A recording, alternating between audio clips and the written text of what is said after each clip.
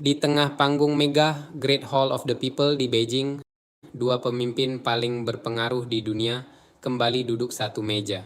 Namun, pertemuan Donald Trump dan Xi Jinping pada 14 Mei 2026 ini bukan sekadar soal protokol diplomatik, bukan juga hanya tentang perdagangan. Di balik senyum resmi, jamuan kenegaraan, dan bahasa tubuh yang terlihat tenang, sebenarnya ada tiga medan pertempuran yang sedang dinegosiasikan sekaligus. Perang Iran, ketegangan Taiwan, dan perang dagang yang belum benar-benar selesai. Reuters melaporkan bahwa agenda utama pembicaraan ini mencakup trade truce yang rapuh, perang Iran, serta penjualan senjata Amerika Serikat ke Taiwan. Yang membuat pertemuan ini jauh lebih dramatis adalah fakta bahwa ketiga isu tersebut saling terhubung. Ketika Washington ingin Beijing membantu mendorong Teheran ke meja perundingan, China justru melihat Iran sebagai mitra strategis penting. Saat Trump ingin menjual Boeing, energi, dan produk pertanian ke China untuk menekan defisit dagang, Beijing pada saat yang sama meminta pelonggaran pembatasan ekspor semikonduktor dan peralatan chip. Dan ketika kedua negara bicara soal stabilitas, isu Taiwan justru kembali muncul sebagai ranjau paling sensitif dalam hubungan dua kekuatan besar ini.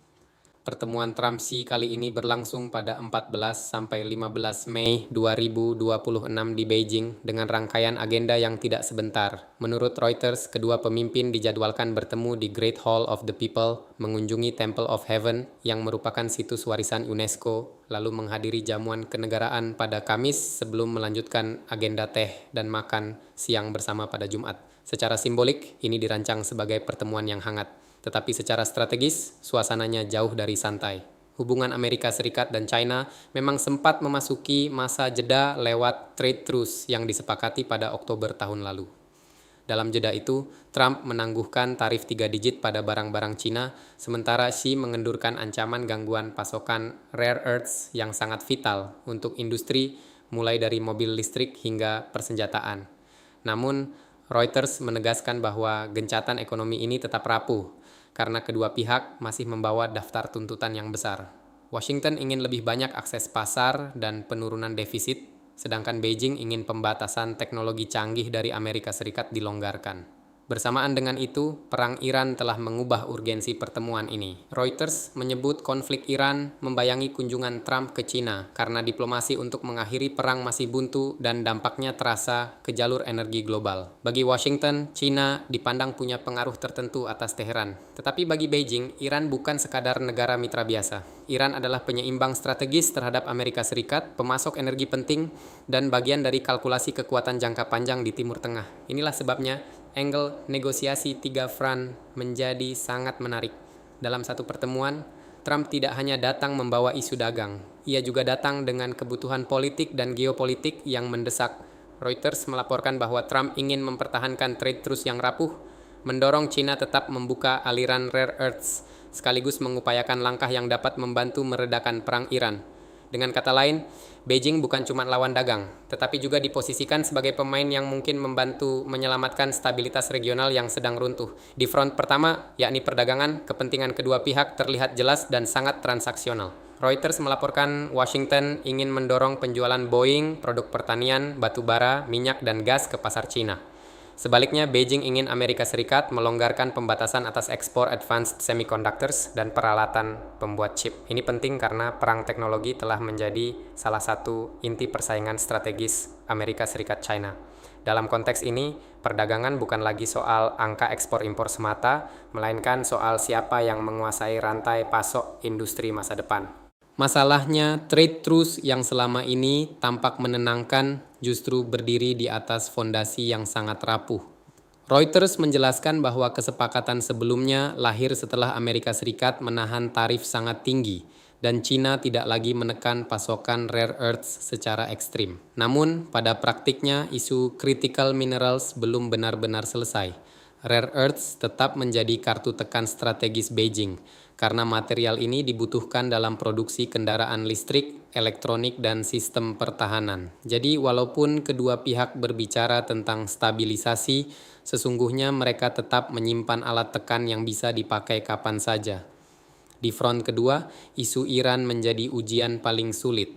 Reuters menyebut Trump diperkirakan mendorong Xi agar membantu meyakinkan Teheran membuat kesepakatan dengan Washington untuk mengakhiri konflik. Secretary of State Marco Rubio bahkan mengatakan bahwa membantu menyelesaikan krisis itu juga menjadi kepentingan Cina karena banyak kapal terkait perdagangan Cina tertahan di kawasan Teluk dan perlambatan ekonomi global akan memukul eksportir China. Ini menunjukkan bahwa perang Iran bukan lagi konflik regional murni. Ia telah berubah menjadi masalah jalur logistik, energi, dan stabilitas pasar global. Namun disinilah batas pengaruh Cina mulai terlihat. Reuters menilai banyak analis meragukan Xi akan menekan Teheran terlalu keras atau menghentikan dukungan yang diberikan Cina karena Iran justru bernilai tinggi sebagai counterweight terhadap Amerika Serikat. Dengan kata lain, Beijing mungkin bersedia mendorong deeskalasi terbatas, tetapi belum tentu mau membantu Washington menang secara strategis. Ini berarti Trump datang ke Beijing dengan harapan, tetapi tanpa jaminan bahwa China akan menyerahkan salah satu aset geopolitik pentingnya hanya demi kepentingan Amerika. Faktanya, sinyal dari Trump sendiri juga tidak sepenuhnya konsisten. Reuters melaporkan bahwa sehari sebelum tiba di Beijing, Trump mengatakan dirinya tidak merasa membutuhkan bantuan Xi untuk mengakhiri perang Iran. Ia bahkan menyatakan Amerika akan menang secara damai atau sebaliknya. Pernyataan ini penting karena menunjukkan dua kemungkinan. Pertama, itu adalah bagian dari taktik negosiasi agar Trump tidak terlihat terlalu bergantung pada Beijing. Kedua, itu juga bisa mencerminkan realitas bahwa Washington memang memahami pengaruh Cina terhadap Iran ada batasnya. Front ketiga dan mungkin yang paling sensitif secara militer adalah Taiwan. Reuters menegaskan bahwa bagi Xi, penjualan senjata Amerika Serikat ke Taiwan menjadi prioritas utama dalam pertemuan ini. Cina kembali menegaskan penolakan keras atas setiap bentuk hubungan militer AS dengan Taiwan dan menuntut Washington menghormati komitmennya. Bahkan status paket senjata senilai 14 miliar dolar masih belum jelas dan menunggu persetujuan Trump. Angka ini sangat besar dan bukan sekadar transaksi. Bagi Beijing, itu adalah indikator apakah Washington benar-benar ingin menstabilkan hubungan atau justru terus mempertahankan Taiwan sebagai titik tekan strategis. Dari sisi Washington, posisi ini juga sulit diubah. Reuters mengingatkan bahwa Amerika Serikat terikat oleh hukum untuk menyediakan sarana pertahanan bagi Taiwan, meskipun tidak memiliki hubungan diplomatik formal. Artinya, Trump bisa saja menyesuaikan nada bicara atau memperlambat keputusan tertentu, tetapi sangat sulit baginya untuk sepenuhnya menghapus isu Taiwan dari relasi bilateral. Karena itu, bahkan jika pembicaraan dagang menghasilkan kemajuan, ketegangan keamanan tetap akan menempel di belakangnya. Disinilah pertemuan Trump-Xi menjadi unik. Pada satu sisi, kedua negara sama-sama ingin stabilitas. Trump membutuhkan kemenangan ekonomi dan ruang napas geopolitik, terlebih ketika perang Iran menekan citra dan ruang manuvernya. Xi juga berkepentingan menjaga hubungan tetap terkendali agar ekonomi Cina tidak terkena guncangan tambahan. Tetapi pada sisi lain, baik Iran maupun Taiwan justru merupakan simbol dari batas kompromi masing-masing. Cina tidak ingin kehilangan leverage atas Iran dan tidak akan mentoleransi kemajuan hubungan militer AS-Taiwan. Amerika juga tidak ingin terlihat melemah terhadap Cina, apalagi menyerahkan isu Taiwan dan teknologi begitu saja. Kalau kita bedah lebih dalam, ada satu hal yang sangat menentukan. Semua front ini saling memengaruhi. Misalnya, jika Washington terlalu keras soal Taiwan, maka Beijing bisa menjadi kurang kooperatif dalam isu Iran. Jika Cina merasa Amerika Serikat tidak serius membuka ruang pada teknologi dan perdagangan, maka rare earths dan akses pasar bisa kembali dijadikan alat tawar. Sebaliknya, jika kedua pihak menemukan formula kompromi terbatas di front dagang, itu bisa menciptakan ruang politik untuk menurunkan tensi di front lain. Dengan kata lain, negosiasi ini bukan tiga perundingan terpisah, melainkan satu paket besar yang saling mengunci. Karena itu, pertemuan di Beijing ini sebetulnya bukan pertemuan damai dalam arti tradisional. Ini lebih mirip proses manajemen krisis antar dua kekuatan besar yang sedang berusaha mencegah tabrakan di terlalu banyak arena sekaligus.